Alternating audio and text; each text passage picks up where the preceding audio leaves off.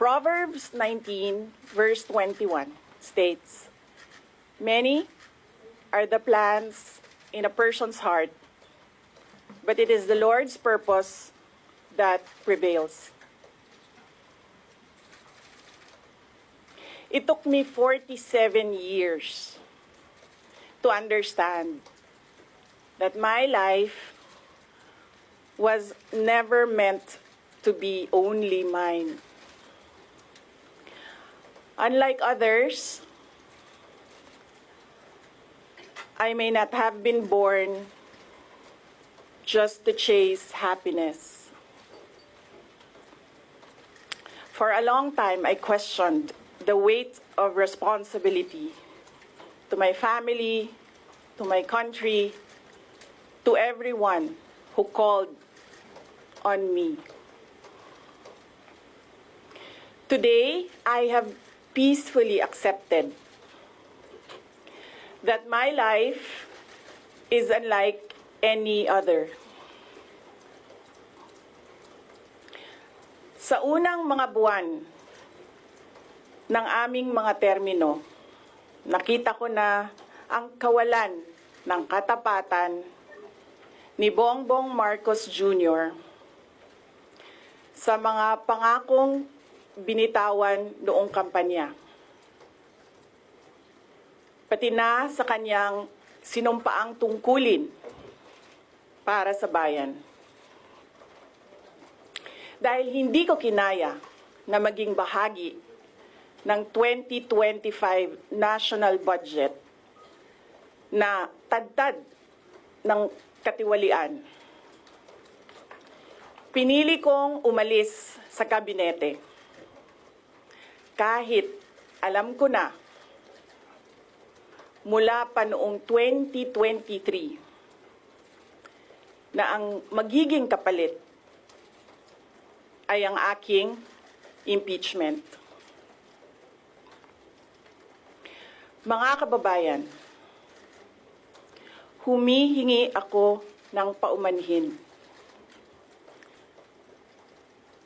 Patawad kung tinulungan ko mahalal si BBM bilang Pangulo ng ating bansa.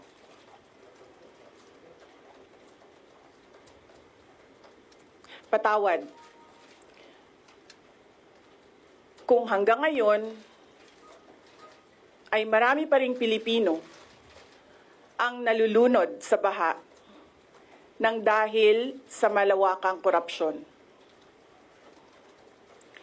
Patawad kung lantaran ang pang-aabuso ng ating mga institusyon para sa pansariling interes ng mga politiko.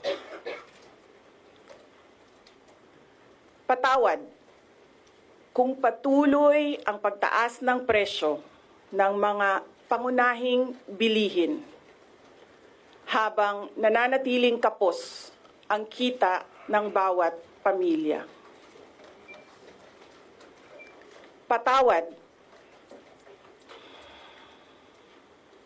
kung wala man lang tayong tunay na seguridad sa pagkain. Patawad kung may nagkakasakit at binabawian bigla ng buhay dahil sa kakulangan ng maayos at epektibong healthcare system. Hindi ako kailanman natakot sa pagsira nila sa pangalan ko. Ngunit may takot ako para sa ating mga anak.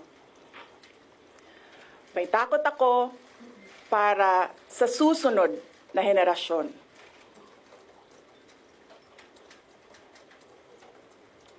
May takot ako para sa mga kababayan nating walang bahay sa ibang bansa. Walang pangalawang pasaporte. Walang ibang matatakbuhan kundi ang Pilipinas. kahit ito'y patuloy na nalulugmok sa kahirapan. Na ako'y kahadlok, nga moabot ang adlaw na dawaton na lang nato ang kapobrihon isip kapalaran. Nga maanad na ta sa sayop, nga mawad-an na lang ta og paglaom. Ug labaw sa tanan na ako'y kahadlok,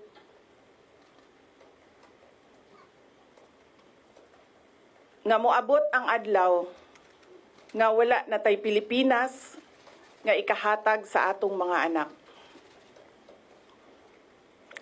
I cannot kneel before each and every Filipino to beg for forgiveness.